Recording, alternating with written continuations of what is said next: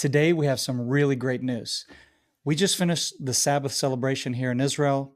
I open up my phone and I discover that during the Sabbath here in Israel, one of the most heroic hostage rescue missions have just taken place, and that we now have four more hostages released out of Gaza, out of the grip of Hamas in the heart of the Gaza Strip. So in central Gaza, there's a place called Nuseirat village. It's just north of the Rafah community area, where the whole world is up in arms about that. We need to not go in there. The IDF needs to stay out of there. And ever since we have entered Rafah, what we have discovered are incriminating tunnels leading to Egypt. We have discovered incriminating information about um, the United Nations and their involvement in more involvement in the support of terrorism and the support of Hamas in the Gaza Strip. In other words, the dirty laundry is being laid out in front of the world's eyes.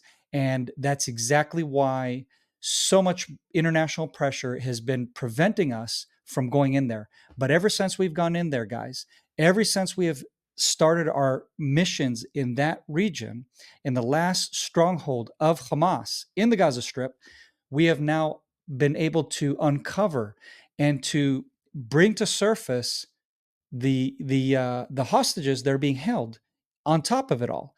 And so that is the good news, is that thanks to our operations, thanks to all the multi operations that are being carried out in the Gaza Strip right now, as we're speaking, that now former hostages have been released. So one of the most exciting news as to who one of the hostages are is what everybody is talking about right now, of course, because she's been the most publicized since the October 7th attack. She was the young girl carried off by motorcycle, and the terror on her eyes, the horrors of what she had just seen at the Nova Festival that she had been attending, and the murdering and the butchering of her own friends, and the thinking probably that's going through her mind as you saw those last snapshots and that last footage of her being carried away in horror was that this is going to be happening to me as they're taking me into captivity, right? They're just going to do it over there. They're just going to do it over there in Gaza.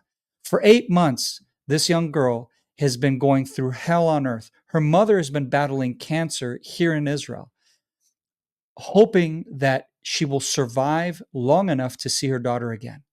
And thanks to God and to the special forces community here in Israel that have been fighting very, very hard to restore this girl back to her mother. Of course, all the 120 hostages that still remain in Gaza, but this girl in specific, this was the trophy of Hamas. This young girl, her name is Noa Argamani. Okay, Noa Argamani was the poster girl, so to speak, of the October 7th attack. She was the face that everybody recognized, everybody's seen published all over the world, with the Asian features, because her mother is Chinese and her father is an Israeli from Israel, normal Israeli. Um, and now she's back home. Now she's back. Her and the three other men that were rescued by supernatural means. I'm telling you guys, I've been going through the intel. I've been going through all the information that's been coming my way.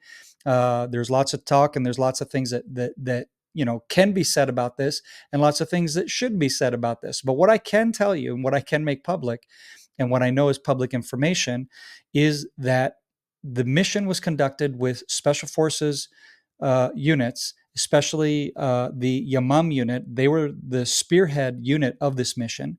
And unfortunately, Arnon Zamora is one of the casualties from this mission. He was one of the team leaders of the Yamam units that went in to conduct these missions. Two different separate homes, two separate facilities where the hostages were held. The three men were held in one place, Noah in the other place. Um, in the Gaza community there. And what happened was that simultaneously these units split off, conducted their simultaneous hostage rescue mission in the daylight, in the heart of Gaza, in the middle of the day. Okay. This was an incredible mission, guys. I'm telling you, from my research and everything I know about hostage rescue and everything I've read and everything that I'm aware of, this nothing like this has happened before, guys, in the history of hostage rescue missions. In the heart of the enemy, with terrorists every corner, under you, around you, in the tunnels, you name it. And the minute the hostages were taken into safety and the convoy was making their way out of the heart of Gaza there, like I said, it was right in central Gaza is where this took place, just north of Rafah. And all of a sudden, terrorists opened fire from all directions, gunfire, RPG, you name it. The convoy came under extremely heavy fire. And then I can't give too much details, but what I can tell you is that the hostages were taken to safety and then air evacuated out of the hell that opened up in the heart of Gaza. And then the operators who conducted the hostage rescue mission, these operators, they remained in the heart of Gaza until another secondary forces could come in that were on ready in this event that could have, they knew could occur, of course, that they would come under heavy fire. Once the hostages were safe, you have the other forces that came in and just evaporated the terrorists, and were able to get out of Gaza immediately and out of that gun battle that just ensued right after. So, in heavily armed and protected area of Gaza by Hamas, the military and the special Yamam unit and the Shabak and all those involved were able to conduct one of the most incredible hostage rescue missions in modern times. And all day, Israelis have been celebrating, those that don't keep Shabbat and have been reading the news and have been following the news. And then those of us who have been keeping Shabbat since past 8 o'clock tonight, roughly around 8:30 p.m., those of us who've been keeping Shabbat had been privy to get this wonderful news and information as we just said goodbye to the Sabbath and welcome the new week, and to welcome the new week with this amazing news. So I wanted to share this with you all around the world, as the world is looking at this conflict that's happening here in Israel. And as I've been privileged to be able to do this video and not be in Gaza right now, because my unit is, of course, deployed in and out of Gaza constantly. We just carried out our own missions and operations as we do all the time. So I've been privileged to be home with my family and to be able to share this news with my family, but also for us to mourn for the lost Special Forces member of our community who had bravely fought and laid down his life, just as all those other men that were there laid down their lives to rescue these hostages, to bring back the captives back to their families, and for them to be able to see their loved ones again after 8 months of hell in Gaza. So we salute the brave officer that had been shot and killed in this mission, this incredible rescue mission, laid down his life, and all the other men that were with him. And we salute them. We thank them for their service and for their bravery.